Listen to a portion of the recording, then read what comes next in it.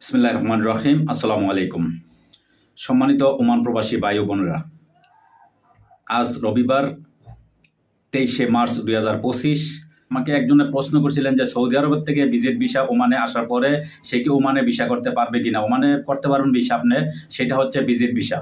Visit visa আপনি এখানে 3 মাসের ভিসায় আসেন বা 6 মাসের ভিসায়, যেই কয় মাসের আপনি ভিসা এই দেশে আসছেন, আপনি ওই কয় মাসের ভিজিট ভিসা আপনি রিনিউ করতে পারবেন। আপনার ভিসা যখন শেষ হয়ে যায়, আপনি এই দেশে 3 মাসের জন্য আপনি ভিজিট ভিসা আসছেন, যখন আপনি এখানে 3 মাসের পরে আরও থাকতে চাইতেছেন, তখন আপনি আবার নতুন করে 3 মাসের ভিসা লাগাইতে পারবেন। কিন্তু আপনি এই দেশে 2 বছরের জন্য আপনি ওইটা চেঞ্জ করে শ্রমিক ভিসা বা আপনার ওই দেশের কাজ করার জন্য যে আপনার 2 বছরের যে আকামা দেয়, সে আকামা বা পতাকা যেটা বলা হয়, এটা আপনি এই দেশে করতে পারবেন না। এটা শুধু কেবল সৌদি আরব থেকে না, পৃথিবীর যে দেশের থেকে আপনি আসবেন এই দেশে ভিজিট ভিসা আসতে পারবেন। ভিজিট ভিসা আইসা এই দেশে যে আবার নতুন করে আপনি আকামা করবেন বা এই দেশে 2 বছরের জন্য আপনি বৈধভাবে করতে পারবেন, এটা কিন্তু এই দেশে কানুনে নাই, এটা পারবেন না। এটা সৌদি আরবের থেকে এমডি ওয়াদুদ ভাই আপনি প্রশ্ন করছিলেন, তো আপনার প্রশ্নের জবাবটা তার আগেও বলছিলেন, কিন্তু আমি তার আগের ভিডিওর মধ্যে এটা বলছিলাম, কিন্তু আপনি হয়তো শোনেন নাই, যার জন্য আপনি আজকে আবার আমাকে প্রশ্ন করছেন। তো এটার জবাবটা এটাই যে আপনি এই দেশে আসতে পারবেন ভিজিট ভিসায়। ভিজিট ভিসা এসে আপনি এই দেশের শ্রমিক বিষয়টা পরিবর্তন করতে পারবেন না। আপনার ওই দেশের রেজিডেন্ট ভিসা আছে, আকামা আছে, ওইখান থেকে আপনি, যেমন আমরা যেই দেশে আছি, এই দেশ থেকে আমরা যে কোনো দেশে আমরা ভিজিট ভিসা যেতে পারবো। ভিজিট ভিসা যায় ওই দেশে কিন্তু আমরা 2 বছরের বৈধ ভিসা করতে পারবো না। আমরা আবার ওই 2 মাস বা 3 মাস 6 মাস যখন শেষ হয়ে যাব, তখন আবার অবশ্যই আমার এই দেশে আবার ব্যাক চলে আসতে হবে।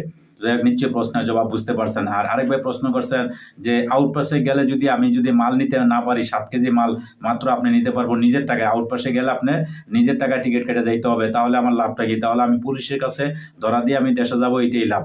কারণ পুলিশের কাছে আপনি যদি গ্রেপ্তার হন বা পুলিশের কাছে ধরা দেন, তাহলে কিন্তু আপনার 1 টাকা খরচ লাগবে না। তবে এইটা হচ্ছে সবচেয়ে, যদি আপনি খরচবিহীন যেতে চান, 15 দিন 1 মাস আপনি জেলে থাকবেন, আপনার খরচ বিমানের টাকাটা আপনি বাঁচাইতে চান, বা আপনি মনে করেন যে আপনি ফ্রিভাবে দেশে যাবেন, তাহলে এটা আপনার জন্য অবশ্যই ভালো। আবার অনেকে আছে যে আমার 200-300 রিয়ালও যদি খরচ হয়, টাকা যাক, সমস্যা নেই, আমি 1 ঘন্টার জন্য আমি জেলে যাইতে রাজি নেব, আমি ওইখানে থাকবো না, আমি এইভাবে আউটপাসে আমি দেশে যাব। এটাও আপনি করতে পারেন, এটা হচ্ছে আপনার ব্যক্তিগত ব্যাপার, অভিরুচি। তবে আপনি আউটপাসে গেলে সুবিধা এতটুকুই, আপনার পুলিশের কাছে ধরাইতে হবে না, আপনি জেলে থাকতে হবে না, আপনি সুন্দরভাবে দেশে বৈধভাবে একটা লোক দেশে গেলে যেরকম আপনি ওইভাবে দেশে যেতে পারতেছেন। আর মালের ব্যাপারটা হচ্ছে এটা ভিন্ন হিসাব। মাল আপনি 7 কেজি মাল নিতে পারবেন, এর বেশি। আগে কিন্তু আপনি মাল নেওয়া যাইতো, আগে যেহেতু আউটপাসে যারা, যেটা আপনারা জানেন, গত করোনার পর থেকে কিন্তু একই ধারাবাহিকতা 2 থেকে 3 বার কিন্তু আপনার ওমানে আউটপাস দেওয়া হয়েছে। প্রায় দীর্ঘদিন যাবৎ কিন্তু আউটপাস ওমানে দিছে, তারপরে কিন্তু অনেকে যায় নাই, অনেকে কিন্তু এখনও রয়ে গেছে। প্রায় আপনারা জানেন 80,000 উপরে এখনও কিন্তু ওমানে অবৈধ লোক। এত গ্রেপ্তারের পরে এখনও কিন্তু আউটপাসে লোক যাওয়ার পরে বিভিন্নভাবে পুলিশে গ্রেপ্তার করছে, তারপরে কিন্তু এখনও 80,000 উপরে লোক কিন্তু ওমানে অবৈধভাবে আছে, যেটা সরকারি রেকর্ড হিসাবে আর কি। তারপর যার জন্য তারা এই দেশে এখনও অভিযান অব্যাহত রাখছে। এখন রমজানের পরে আবার কি অভিযান, কি গ্রেপ্তার, এগুলোকে বাড়াইবো নাকি না কমাইবো, এটা এখনো বলা যাইতেছে না। এটা রমজানের পরে দেয়া, এটা বোঝা যাইব। তো দর্শক, আজকে নিশ্চয়ই আপনারা অবশ্যই বুঝতে পারছেন। আজকে এই পর্যন্ত, ভালো থাকবেন। আল্লাহ।